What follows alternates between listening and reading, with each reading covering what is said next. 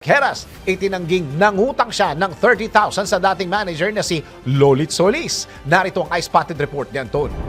Maring itinanggi ni Mark Heras na nangutang siya ng 30K sa kanyang dating manager na si Lolit Solis. Bagamat hindi direktang sinagot ng aktor ang tanong kung totoong nangutang siya sa kanyang dating manager na si Lolit, ngunit sinabi nito na may pera sa bangko ang kanyang anak. Ngunit sa isang interview sa aktor, sinagot ito ang nasabing issue kung saan ayon dito, publicity stunt lang ni Lolit na nangutang siya para mapag-usapan siya. Gusto lamang umano ni Lolit na umingay ang kanyang pangalan kaya't gumawa ito ng issue. Wala naman daw siyang sama ng loob kay Lolit kahit marami ang kumuwestiyon at kumundi na sa kanya dahil sa sinabi nito. Hindi lang daw sila nakikita ng kanyang dating manager ngunit wala raw siyang sama ng loob dito.